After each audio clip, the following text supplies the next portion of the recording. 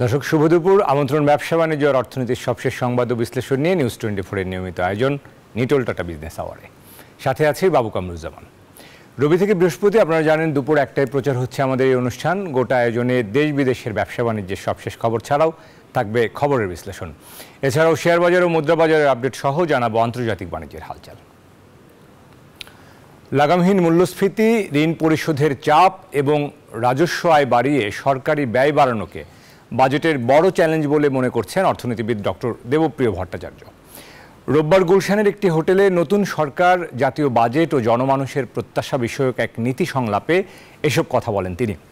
Centre for policy dialogue, সিপিডির উদ্যোগে এবং SDG বাস্তবায়নে নাগরিক প্ল্যাটফর্মের সহযোগিতায় এই সংলাপের আয়োজন করা হয়। এ সময় সরকারের ব্যয় ব্যবস্থাপনা নিয়ে ক্ষোভ প্রকাশ করেন সংসদ সদস্যরা। বলেন, দুর্নীতি আর জবাবদিহিতার অভাব এখন প্রকট আকার ধারণ করেছে, যার নিয়ন্ত্রণ খুবই জরুরি বলে মনে করেন তারা।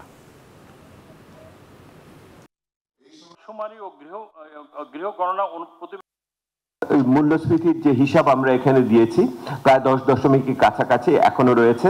এটা অনেক বেশি বিরূপভাবে পিছিয়ে পড়া মানুষের জীবনের ভিতরে যায় এবং তাদের খাদ্য বহির্ভূত ভোগের উপরে করে এবং তাদের সঞ্চয় এবং তাদের বিনিয়োগের ক্ষেত্রে এবং তাদের শিক্ষা স্বাস্থ্য ক্ষেত্রে ব্যয়ের ক্ষেত্রে বড় ধরনের সমস্যা হচ্ছে। যতদিন পর্যন্ত প্রত্যেকটা মন্ত্রণালয়কে জবাবদিহির মধ্যে না আনা যাবে, আমি যত বরাদ্দ বাড়াই না কেন জনগণের কাজে তার দোরগোড়ায় পৌঁছবে না।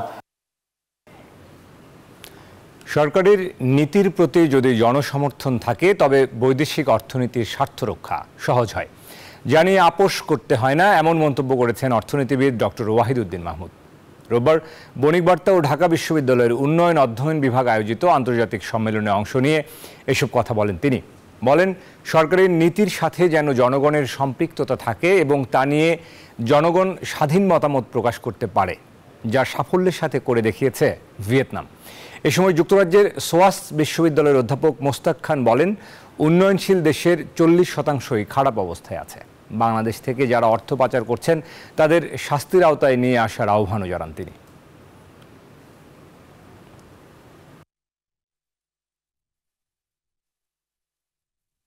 সরকারের যদি জনগণের চোখে বৈধতা থাকে, আত্মবিশ্বাসী হয় এবং সরকারের নীতির প্রতি জনসমর্থন যদি থাকে, তাহলে দেশের বৈদেশিক অর্থনৈতিক স্বার্থ রক্ষা অনেক সহজ হয়।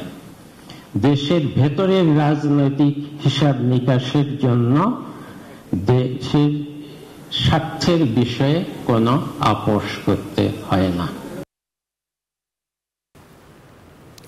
স্মার্ট সুদহার থেকে বেরিয়ে এবার ব্যাংক সুদহার পুরোপুরি বাজার ভিত্তিক করার কথা জানালেন কেন্দ্রীয় ব্যাংক গভর্নর আব্দুর রউফ তালুকদার।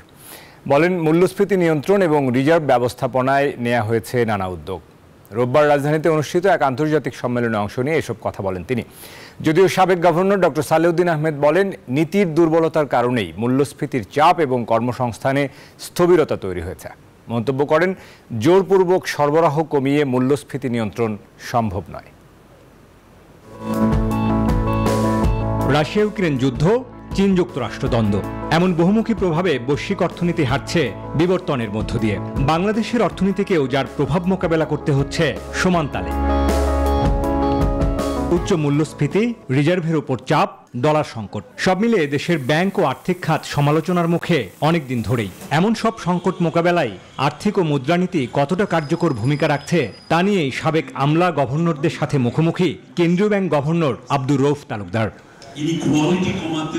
রবিবার প্রথমবারের মতো ঢাকা বিশ্ববিদ্যালয়ের ডেভেলপমেন্ট স্টাডিজ বিভাগ ও বণিক বার্তা আয়োজিত আন্তর্জাতিক সম্মেলনের দ্বিতীয় সেশনে সাবেক গভর্নর সালেউদ্দিন আহমেদ কড়া সমালোচনা করেন কেন্দ্রীয় ব্যাংকের নীতির দুর্বলতা নিয়ে।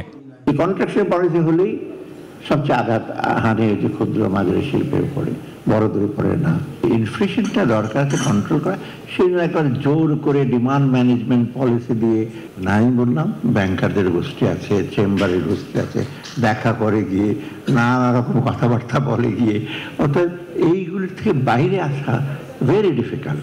এ সময় বাংলাদেশ ব্যাংক গভর্নর বলেন, ব্যাংক সুদহারের স্মার্ট রেট থেকে বেরিয়ে এবার চাহিদা যোগানের ভিত্তিতে তা বাজার ভিত্তিক করা হবে।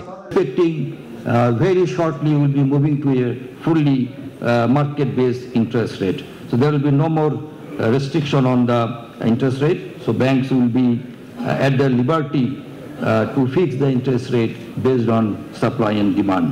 সম্মেলনে সকালে প্রথম সেশন অনুষ্ঠিত হয় পরিবর্তিত বৈশ্বিক পরিস্থিতিতে উন্নয়নের সাথে খাপ খাওয়ানো এমন বিষয় নিয়ে, যেখানে একজন বিশ্লেষক মত দেন আর্থিক খাতে শৃঙ্খলা ফেরাতে অর্থ পাচারকারী ও ঋণ খেলাপিদের সরাসরি শাস্তির আওতায় আনতে হবে। Problem of capital flight. Because people who have made this money now want to take the money and park it somewhere else which they think is safer. That kind of problem, we have to come back very seriously on issues of governance, but not the governance of the past, the good governance which doesn't work for us. যুক্তরাষ্ট্র চীনের উত্থান সহ বিভিন্ন অর্থনৈতিক শক্তির যে আবির্ভাব তা মোকাবেলায় বাংলাদেশের আর্থিক কূটনৈতিক দক্ষতা বাড়ানোর উপর জোর দেন বক্তারা। বাবু কামরুজ্জামান, নিউজ 24, ঢাকা। দর্শক, এবারে সংবাদ বিশ্লেষণে ফিরতে চাই। সংবাদ বিশ্লেষণে আজকে আমরা যেমন রিপোর্টে দেখছিলাম যে সংকোচনমূলক মুদ্রানীতি, অন্যদিকে মূল্যস্ফীতির চাপ, সামষ্টিক অর্থনীতির নানা সূচকে যে আমরা চাপ দেখতে পাচ্ছি, সেই চাপ সামলাতে আসলে বাংলাদেশ ব্যাংক নানা নীতি পদক্ষেপ নিচ্ছেন, সেটি কতটা কাজে আসছে আজকে মূলত আমরা আলোচনা করতে চাই। মূল্যস্ফীতি না প্রবৃদ্ধি, আসলে কোন পথে হাঁটবো আমরা এবং সেটি কিভাবে নিয়ন্ত্রণ করা যেতে পারে, এবং এইসব সার্বিক বিষয় নিয়ে কথা বলতে আমাদের সঙ্গে একজন অতিথি সময় দিয়েছেন। বাংলাদেশ ব্যাংকেরই সাবেক গভর্নর ডক্টর সালেউদ্দিন আহমেদ আজকে আমাদেরকে সময় দিয়েছেন, আমরা তাকে স্বাগত জানাতে চাই। নিটল টাটা বিজনেস আওয়ারে স্বাগত জানাই। সালেউদ্দিন আহমেদ, আপনাকে আমরা শুরুতেই রিপোর্টটি ধরে যদি একটু আলোচনা করি, গতকাল আপনি সেখানে ছিলেন, আমি নিজেও সেখানে যাওয়ার সুযোগ হয়েছিল। আমরা আসলে এই মূল্যস্ফীতি নিয়ন্ত্রণে নানা রকম পরামর্শ উঠে এসছে, নানা রকম পলিসি নেওয়া হয়েছে, আবার আপনার একটা বক্তব্য সুস্পষ্ট করে বলা ছিল যে আমাদের নীতির ব্যর্থতা, এক ধরনের বড় ব্যর্থতা রয়েছে। তো এই নীতির ব্যর্থতার দায় যদি বাংলাদেশ ব্যাংকের হয়, সেই নীতিগুলো আসলে কেন গঠনমূলক হচ্ছে না, বা সেটি কেন জনবান্ধব হচ্ছে না, সেটি কেন আসলে সুফল মিলছে না, সেই বিষয়টা নিয়ে আপনার কাছে আরও একবার আজকে শুনতে চাইব। এরপর আমরা অন্যান্য আলোচনায় যেতে চাই। ডক্টর সালেউদ্দিন। ধন্যবাদ আপনাকে। নীতির ব্যর্থতা আমি বলেছি যে আমাদের যে শুধু নীতি না, শুনতে ব্যর্থতা। কারণ আপনি দেখবেন গত 2 বছরের অধিক সময় এই সমস্যাগুলো আমরা দেখতে পাচ্ছি। মূল্যস্ফীতি, রিজার্ভে অবক্ষয়, তারপরে আপনার কর্মসংস্থানের মন্থরতা, এবং তারপরে আপনার প্রাইভেট সেক্টরে যে আপনার স্লো গ্রোথ, স্মল মিড এন্টারপ্রাইজের গ্রোথ, এগুলো কিন্তু প্রায় 2-2.5 বছর ধরে আমরা দেখছি, এবং সেন্ট্রাল ব্যাংক কিন্তু নানা রকম পদক্ষেপ নিয়েছে। তারপরে দেখেন রিজার্ভ এক্সচেঞ্জ রেটের ব্যাপারটা 2 বছর থেকে আমরা দেখছি যে আমাদের মানে ইনফ্লো অফ ফরেন রিজার্ভ, মানে ফাইন্যান্সিয়াল অ্যাকাউন্ট ধীরে ধীরে নেগেটিভ হচ্ছে। তারপরে আপনি টাকা বিক্রি করে প্রায় $12 বিলিয়ন বাইরে সেন্ট্রাল ব্যাংক বিক্রি করে ওটাকে একটা স্থিতিশীল রাখতে চেয়েছিলেন, আর্টিফিশিয়াল একটা পেক করতে চেয়েছিলেন। এটা করা দরকার ছিল কি? আপনি 75, 76, 78 ছিল, আস্তে আস্তে আপনি ক্রিপিং যদি ডিভ্যালুয়েশন করতেন, এটা আস্তে আস্তে 100 নামতো, একবারে না, হঠাৎ করে 27% আপনার অবমূল্যায়ন হয়ে গেল। এটা ধরে রাখতে পারলেন না, তো এটা তো আমি বলে ফেইলিওর, সেন্ট্রাল ব্যাংকের যেটা এক্সচেঞ্জ রেট ম্যানেজমেন্ট ফেইলিওর। দ্বিতীয়ত আপনার হঠাৎ তারপরে আপনি 9-6 ফাঁদে নিয়ে চলে গেলেন, 6% বেশি দেবেন না, 9% বেশি দেবেন। এটা কি করে একদম কন্ট্রোল সাথে আপনি, এটা যে শিল্পের খুব সুবিধা তা না, বরং ছোট মাঝারি শিল্পের সুবিধা হয়নি, বড়দের খুব সুবিধা হয়েছে, এবং এর মধ্যে অনেকে খেলাপি হয়েছে, আর যারা আমানতকারী আপনার দ্বারা কষ্ট পেয়েছে। অতএব এর মাঝখানে আপনি কি করে আপনি বলছেন যে সে পলিসি খুব ভালো। তারপর দেখেন সেন্ট্রাল ব্যাংক থেকে একটা শিথিলতা ছিল, হঠাৎ করে 80,000, 70,000, 80,000 টাকা ছাপিয়ে দিলেন সরকারের অর্থায়নে। এখন হঠাৎ করে উল্টো দিকে মন দিলেন, একেবারে কন্ট্রাকশনের মনিটারি পলিসি, খুব সংকটমূলক মুদ্রানীতি, একটা ডিমান্ড ম্যানেজমেন্ট পলিসি। শুধু ডিমান্ড ম্যানেজমেন্ট পলিসিতে ইনফ্লেশন আপনি রোধ করতে পারবেন না, কারণ সংকটমূলক মুদ্রানীতি হলেই কিন্তু ছোট মাঝারি কটেজ শিল্প ওরা কিন্তু সাফার করে। ব্যাংকাররা তো এমনি আপনার কনজারভেটিভ, লোন দিতে চায় না, আরো লোন দেবে না। অতএব আপনার দরকার সরবরাহ বাড়ানো। সরবরাহ বাড়ানো সেন্ট্রাল ব্যাংকের দায়িত্ব পুরোপুরি না, এইখানে আপনার আছে অন্যান্য যে মন্ত্রণালয়, খাদ্য মন্ত্রণালয়, কৃষি মন্ত্রণালয়, বাণিজ্য মন্ত্রণালয়, এগুলো আছে। অতএব আমি বলি পলিসি যে সমন্বয়হীনতার ব্যাপার, যে এটা স্পষ্ট দেখা যাচ্ছে। আপনার মনিটারি পলিসি বলুন, ফিসক্যাল পলিসি বলুন, অন্যান্য যে সাবসেক্টরাল পলিসি বলুন, সেগুলো সহযোগিতা আমি বলছি যে এখন আমরা কিন্তু হ্যান্ডেল করতে পারি না। আর একটা জিনিস আমি বলছি, এখানে একটা প্রশ্ন, মূল্যস্ফীতি আর প্রবৃদ্ধি। মূল্যস্ফীতি এবং প্রবৃদ্ধি, আপনার অনেকে বলে যে মূল্যস্ফীতি থাকতেই হবে, প্রবৃদ্ধি বাড়াতে হবে, না, নট নেসেসারি। প্রবৃদ্ধি রিজনেবল রেট হবে, মূল্যস্ফীতি কমাতে হবে। মূল্যস্ফীতি একেবারে 0-1 নিয়ে যাবে তা না, মূল্যস্ফীতি থাকে একটা রিজনেবল রেট। কিন্তু আমাদের এখন যেটা হচ্ছে, কন্টিনিউয়াসলি মূল্যস্ফীতি বেড়ে যাচ্ছে, তার সাথে যোগ হয়েছে কর্মসংস্থানের অভাব, মানুষের আয়ের সংস্থানের অভাব। অর্থাৎ এটা তো মূল্যস্ফীতির চাপটা তো দরিদ্র মানুষের উপর সবচেয়ে বেশি আঘাত করছে। আয় হলে কিছুটা সহ্য করা যায়, কিন্তু আয় নেই, সংস্থান নেই, আর যারা দরিদ্র মধ্যবিত্ত তাদের আয় ক্ষয় হয়ে যাচ্ছে, সেখানে মূল্যস্ফীতি একটা বিরাট একটা অভিশাপের মতো হয়ে দাঁড়িয়ে থাকে। জি স্যার, একদিকে আমাদের মূল্যস্ফীতি 2 অঙ্কের ঘরে যাচ্ছে, আবার অন্যদিকে আমরা প্রবৃদ্ধিও কিন্তু হচ্ছে না। তার মানে কোথাও তো একটা, যেটি আপনি বলছেন যে কোথাও একটা সাংঘর্ষিক পরিস্থিতি রয়ে গেছে নিশ্চয়ই। আমার তো প্রবৃদ্ধি হবার কথা ছিল, যখন যেহেতু আমার মূল্যস্ফীতি বাড়ছে, সেটা তো হচ্ছে না স্যার। এখন প্রবৃদ্ধি বাড়বে, আপনাকে দেখতে হবে, ইউ হ্যাভ টু ডিকনস্ট্রাক্ট, মানে প্রবৃদ্ধিটা কোথেকে আসে। আমাদের দেশে প্রবৃদ্ধিটা বেশি আসছে কিন্তু সার্ভিস সেক্টর থেকে আর ম্যানুফ্যাকচার। কিন্তু আমি মনে করি এখন সময় আসছে আমাদের শিল্প খাতে বেশি জোর দেওয়া, কারণ কর্মসংস্থান কিন্তু শিল্প খাতে বেশি হয়। আর কৃষি এবং কৃষি রিলেটেড যারা আছে, সেটা তো আমার দরকারই আছে। এবং আমি মনে করি যতটুকু এখন প্রবৃদ্ধি হচ্ছে মোটামুটি এখন 3.5-4%, তো বেশিরভাগ আসছে তো কৃষি এবং কৃষি রিলেটেড এবং ছোট শিল্প থেকে। বড়দের সাথে গ্রোথ হচ্ছে না। অর্থাৎ আপনি দেখেন ভ্যালু ফর দ্য মানি, আপনি যেখানে ক্রেডিট যাচ্ছে ব্যাংকে টাকা পয়সা, সেখান থেকে আপনি প্রবৃদ্ধি পাচ্ছেন না, সেখানে গ্রোথ হচ্ছে না, কর্মসংস্থান হচ্ছে না। তো সেখানে দরকার আছে এইসব শিল্পে, কিন্তু সেখানে অহেতুক কেন আপনি বেশি জোর দিচ্ছেন, অহেতুক কেন সেখানে বেশি প্রণোদনা দিচ্ছে। আপনি প্রণোদনা দিবেন যেখান থেকে আপনার মানুষের কর্মসংস্থান হয়, মানুষের আয়ের সংস্থান হয় এবং গ্রোথটা হয়। একবারে গ্রোথ যে আপনি একেবারে 10-12% চলে যাবেন, সেটা আমরা আশা করি না, তো প্রয়োজনও নেই।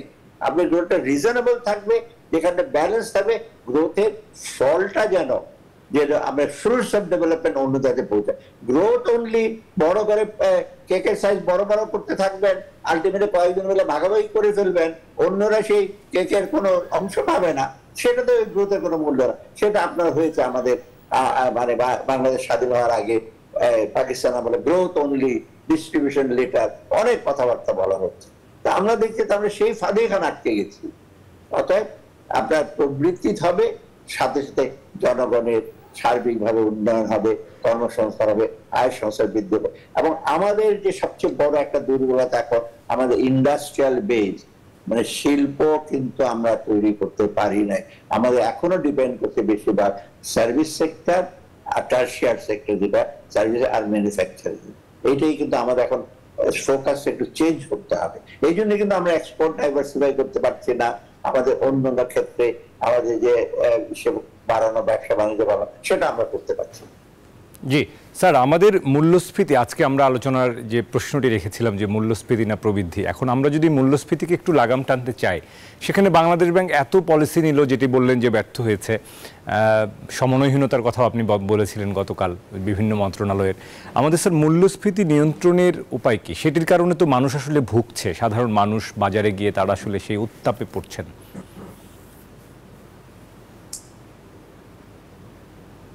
মূল্যস্ফীতির ব্যাপারটা হলো, আপনি দেখেন মূল্যস্ফীতির দুটা দিক আছে, একটা চাহিদা, আরেকটা হলো সরবরাহ ব্যাপার। আমি মনে করি এখন সরবরাহ ব্যাপারটা বেশি নজর। চাহিদা এমন কিছু বেড়ে যায়নি লোকে, আপনি বেশি মাছ খাচ্ছেন, বেশি ডিম খাচ্ছেন বা বেশি করে ভাত খাচ্ছেন, এমন তো ঘটছে না এখন। একই বেসিক জিনিস তো একই সবই আছে। অতএব সেইখানে আপনি কি করে, আপনি বলছেন যে চাহিদার জন্য বিষয় হচ্ছে, মুদ্রা সরবরাহ বাড়লে টাকা পয়সা চলে, আরে মুদ্রা সরবরাহ বাড়লে তো সেটা পাবলিক সেক্টরে বড় বড় মেগা প্রজেক্টে খরচ হচ্ছে, লোকের কাছে কি যাচ্ছে। অতএব আপনার কিন্তু নজর দিতে হবে যেখানে আপনার প্রবৃত্তি বাড়ে, উৎপাদন, আমরা যেটা ট্রেডেবল গুডস, রিয়েল সেক্টরের দিকে নজর দেন। বলছি না একবার সার্ভিস সেক্টর বাদ দিয়ে দেবেন বা অন্য করবেন না, ইন্ডাস্ট্রি করবেন না, তো সেইখানে কিন্তু অপেক্ষিত দেওয়া হচ্ছে। আপনি প্রণোদনার দিক দেখুন, অর্থাৎ এই যে পলিসিগুলো আমরা নিচ্ছি, ইম্পোর্ট কন্ট্রোল করে কি বাংলাদেশে আপনি কি ফরেন রিজার্ভ বাড়াতে পারবেন? ইম্পোর্ট কন্ট্রোল যেখানে করছেন যৎসামান্য ক্ষেত্রে, একবার ইম্পোর্ট কন্ট্রোল করলে আপনার তো ক্যাপিটাল মেশিনারি আসবে না, র মেটেরিয়ালস আসবে না, তাহলে কি করে আপনি আবার উৎপাদন করবেন? এবং সেদিকেও তো নজর দিতে হবে। ইম্পোর্ট কন্ট্রোল করলে আবার ওদিকে তো সরকারের আয়ও কমে যায়, তাও সেটা একটা দিক। অতএব আমরা তো মেইনলি ইম্পোর্ট ডিপেন্ডেন্ট কান্ট্রি, এটা দেখতে হবে। হ্যাঁ, আমরা যদি করতে পারি এক্সপোর্ট ডাইভার্সিফাই, আমরা ইম্পোর্ট সাবস্টিটিউশনের দিকে যেতে পারবো ডেফিনেটলি, বাট এটা ইমিডিয়েট আমাদের হবে না, এটা কিন্তু এদিকে আমাদের নজর দিতে হবে। অর্থাৎ গ্রোথটা যে একেবারে পারবো না গ্রোথ হিসেবে করতে, সেটা না। গ্রোথ পারবো, উচ্চাকাঙ্ক্ষী গ্রোথ, অন্যকে দেখাবার জন্য গ্রোথ, সেটা কোনো প্রয়োজন নাই। এবং গ্রোথটা যেটা দরকার হবে সেটা যদি রিফ্লেক্টেড হয় মানুষের জীবনযাত্রার সাথে, মানুষের জীবন ধারণের ক্ষেত্রে, সেই গ্রোথটা আমরা দেখতে পাচ্ছি, সেই গ্রোথটা কিন্তু আমরা দেখতে পাচ্ছি। জি স্যার, গতকালকে আলোচনায় ক্যাপিটাল ফ্লাইটিং এর একটা বিষয় এসেছিল, অর্থ পাচারের একটা বিষয় এসেছিল। আমাদের একদিকে আমরা কিন্তু দেখতে পাচ্ছি যে আমাদের বিনিয়োগে এক ধরনের স্থবিরতা তৈরি হয়েছে, সেটি দেশি এবং বিদেশি উভয় ক্ষেত্রেই। এটি স্যার একটা মানে এই জায়গাটা থেকে আমরা আসলে গতিশীল বা গতি সঞ্চার করতে পারছি না বিনিয়োগের জায়গাটিতে স্যার, এটি আসলে কেন হচ্ছে? এইটা একটা দুঃখজনক ব্যাপার। আমাদের বিনিয়োগ এখনো 27-28-29% আটকে আছে বহুদিন যাবত। সেভিংস বাড়ছে না, বিনিয়োগও বাড়ছে না। এবং এটা তো আপনার 9-6 একটা ফাঁদে পড়ে তারপর বিনিয়োগ বান্ধব পরিবেশ, বিনিয়োগকে এনকারেজ করা শুরু হচ্ছে। আপনি গ্রোথ করবেন, এখানে একটা প্রশ্ন আসছে, আপনি গ্রোথ চাচ্ছেন 6-7-8%, ক্যাপিটাল আউটপুট বেশি দেবে, আমরা তো ইনভেস্টমেন্ট হবে 32-34%, সে না গেলে কি করে হবে?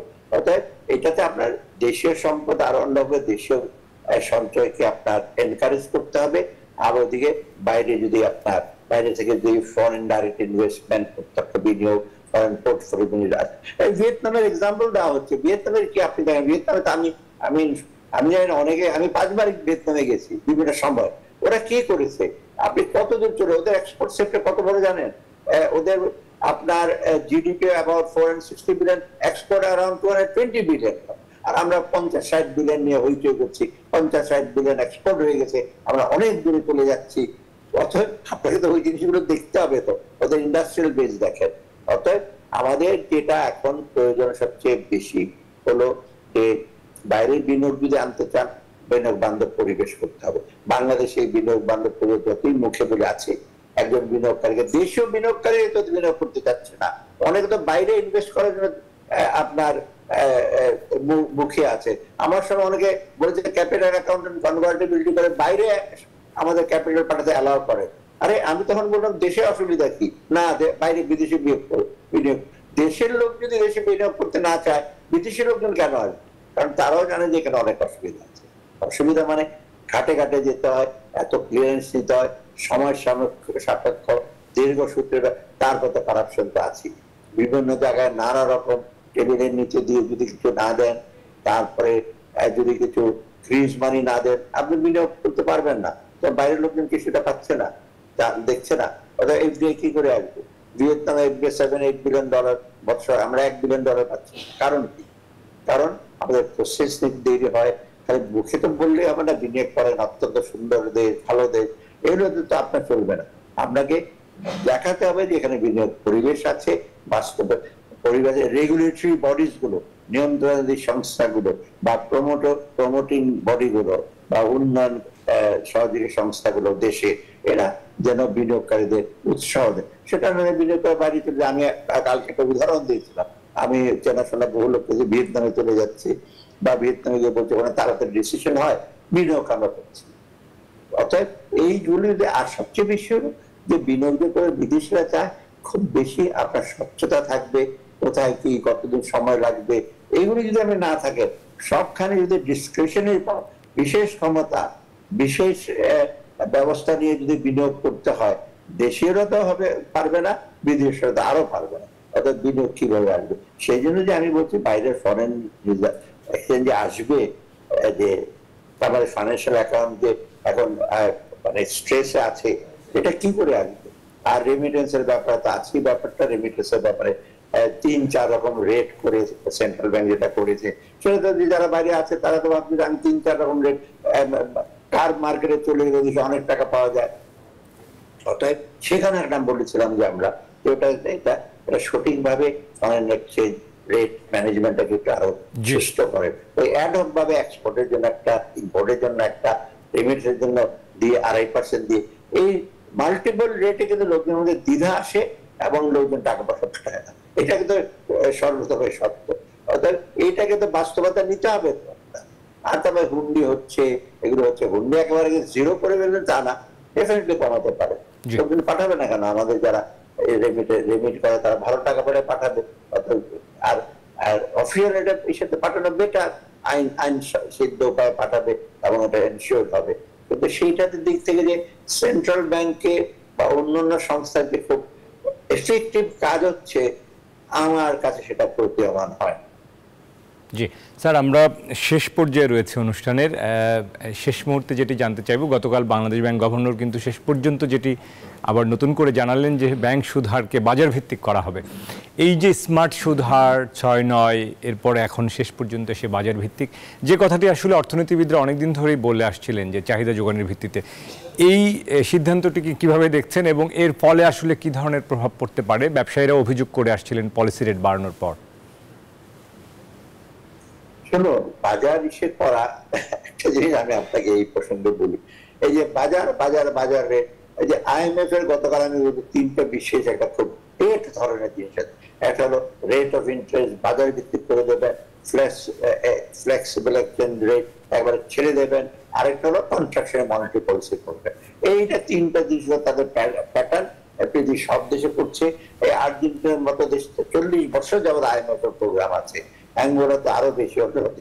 অতএব একটু বাস্তব ভিত্তিক যেটা করছে, যে সেন্ট্রাল গভর্নর বলছে যথার্থ যে বাজার ভিত্তিক করতে হবে, কিন্তু একেবারে বাজার ভিত্তিক মানে একেবারে একদম ছেড়ে দেবেন, সেটা তো সম্ভব না বাংলাদেশে। আর যেটা যে স্মার্ট রেট করছে, এটা বাজার ভিত্তিক তো না, smart rate itself is determined rate, আপনি বুঝতে চেষ্টা করেন। আবার ট্রেজারি বিলের উপর যে যদি আপনি দেন, বা যে 182 দিনের ট্রেজারি বিলের উপর রেট করেন, সেটা তো এক ধরনের একটা ইল্ড রেট, এইটার উপর নির্ভর করে, সেটা সম্পূর্ণ বাজার ভিত্তিক না। বাজার ভিত্তিক চাহিদা সে অনুযায়ী আপনি বাজারে দেখবেন যে ইনফ্লেশন কত আছে, সেটা থেকে লক্ষ্য রাখে এবং লোকজন আমানত কত ইসে করতে রাখতে চায়, সেইভাবে বাজার ভিত্তিক করবেন। হ্যাঁ, তো যদি ইসে হয়ে যায়, তখন সেন্ট্রাল ব্যাংকের অনেক এসে রিফাইন্যান্সিং স্কিম আছে, কোন সেক্টরে হয়তো বেশি সুদে নিতে পারবে না, স্মল মিডিয়াম রিফাইন্যান্স করবে, উইমেন্স ডেভেলপমেন্ট প্রোগ্রামে রিফাইন্যান্স করবে, গ্রিন ইস্যুতে রিফাইন্যান্স করবে। সেন্ট্রাল ব্যাংক কাউন্টার ভ্যালি মানে উচ্চ সুদের সেটা ইসে করার জন্য সেন্ট্রাল ব্যাংক এগুলো ব্যবস্থা নিতে পারে, সেটা পৃথিবীর অন্যান্য দেশে নিচ্ছে সেন্ট্রাল ব্যাংক।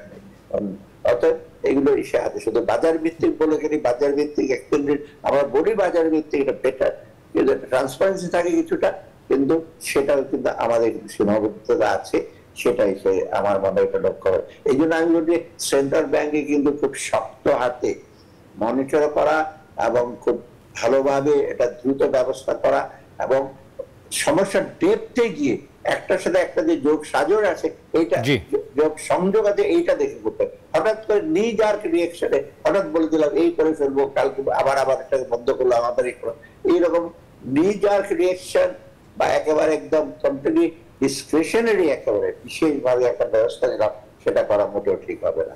ভেবে চিনতে, আর ভেবে চিন্তা মানে সময় অনেকদিন খালি ভাবতেই থাকলাম সেটা না, ভেবে চিনতে পারে যথেষ্ট জ্ঞান সেন্ট্রাল ব্যাংকের লোকের আছে, যথেষ্ট তথ্য আছে, তথ্য ভিত্তিক এবং নিজেদের বিচার ভিত্তিক ব্যবস্থা দিতে তারা পারে।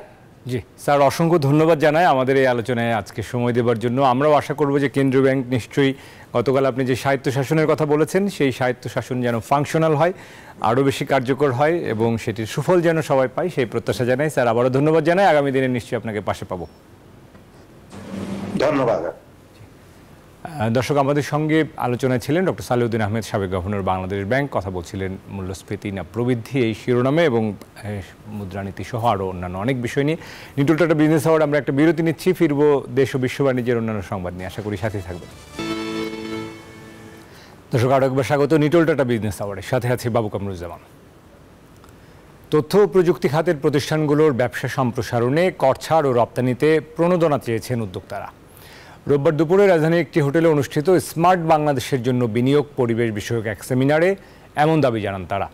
আর দেশের রাজস্ব খাতকে আরও স্মার্ট করা প্রয়োজন বলে মনে করেন আইসিটি প্রতিমন্ত্রী জুনাইদ আহমেদ পলক।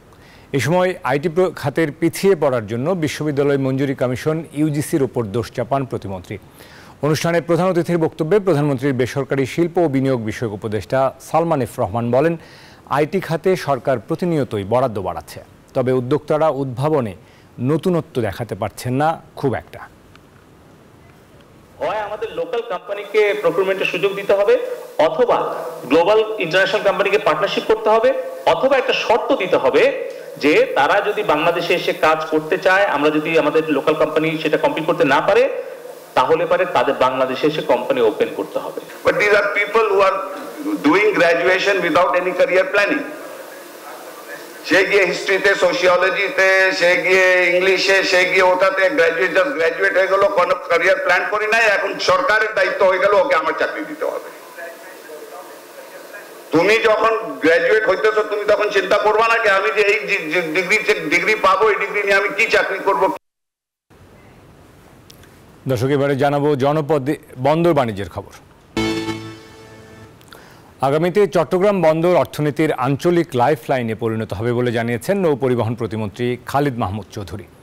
রোববার চট্টগ্রাম বন্দরের 137তম প্রতিষ্ঠা বার্ষিকী উপলক্ষে আয়োজিত অনুষ্ঠানে প্রধান অতিথির বক্তব্যে এসব কথা বলেন তিনি। এ সময় প্রতিমন্ত্রী আরও বলেন, গত 15 বছরে চট্টগ্রাম বন্দরে অভাবনীয় সফলতা অর্জন করেছে, যার কারণে বিশ্বের বিভিন্ন দেশ ও বিনিয়োগকারীরা চট্টগ্রাম বন্দরে বিনিয়োগ করার জন্য আগ্রহী হয়ে উঠেছে এবং প্রচুর পরিমাণে বিনিয়োগ করেছে। চট্টগ্রাম বন্দর কর্তৃপক্ষের chairman rear admiral Mohammad Sohail বলেন, বন্দরকে 24 ঘন্টা সচল রাখতে নিরলস পরিশ্রম করছে সবাই, যার কারণে এখন আগের মতো বন্দরে কন্টেইনার জট নেই। অনুষ্ঠানে আরও উপস্থিত ছিলেন চট্টগ্রাম সিটি কর্পোরেশনের মেয়র রেজাউল করিম চৌধুরী, চট্টগ্রামস্থ ভারতীয় সহকারী হাইকমিশনার ডক্টর রাজীব রঞ্জন সহ বিভিন্ন আসন থেকে নির্বাচিত সংসদ সদস্যরা।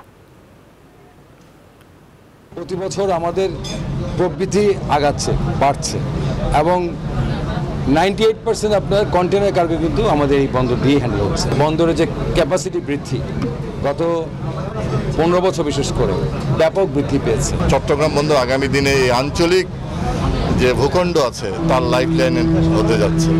সেইটা হচ্ছে চট্টগ্রাম বন্দরের আগামী দিনের পথযাত্রা। মাননীয় প্রধানমন্ত্রীর যে ইকোনমিক্যাল ডিপ্লোমেসি, সেখানে বন্দরগুলো একটা গুরুত্বপূর্ণ ভূমিকা রাখতেছে। এই যে রেড সি গেটওয়ে এসেছে, DP world, PSS Singapore, marks line, MSc, এই যে এতগুলো বিশ্বের বড় বড় শিপিং লাইন বা টার্মিনাল অপারেটর আমাদের সঙ্গে যুক্ত হতে যাচ্ছে।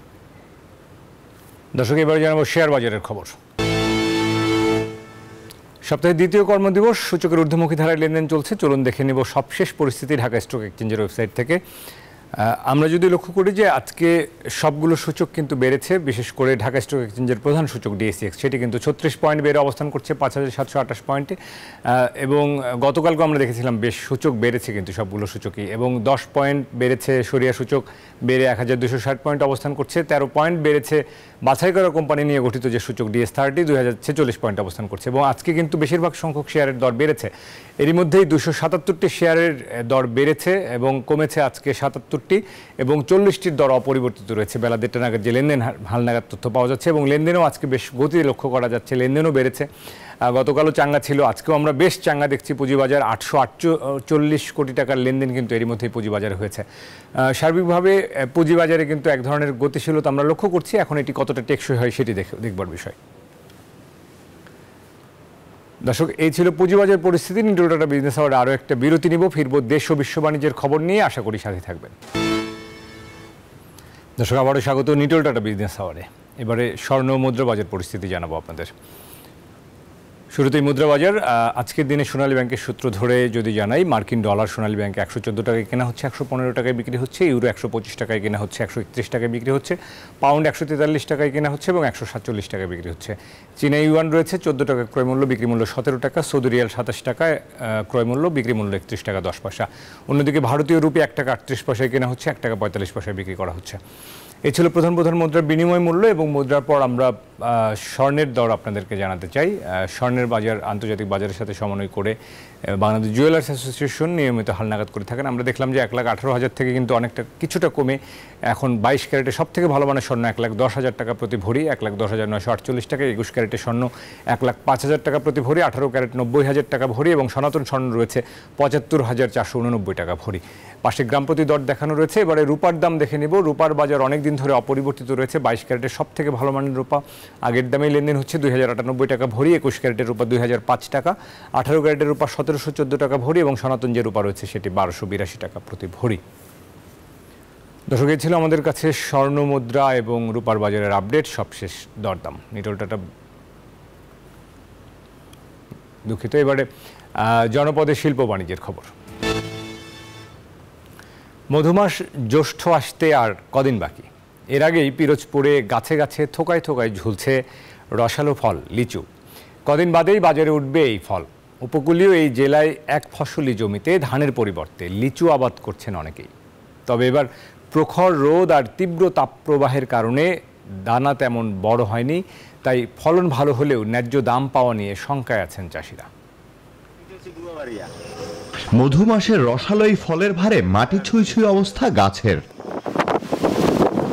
পিরোজপুরের নাজিরপুর উপজেলার তারাবুনিয়া গ্রাম নিভৃত এই পল্লীতে দুই সহোদর হংসুপতি মিস্ত্রি ও হিমাংশু মিস্ত্রি 2007 সালে তাদের 5 একর জমিতে চায়না 3 ও মুজাফফরপুরি জাতের লিচু বাগান করেন। প্রথম বছরই সাফল্য পান তারা। তাদের দেখে এলাকার অনেক কৃষক ধানের আবাদ বাদ দিয়ে করেছেন লিচুর বাগান। গাছ আস্তে আস্তে যত বাড়তেছে অত ফলন আস্তে আস্তে বাড়তেছে।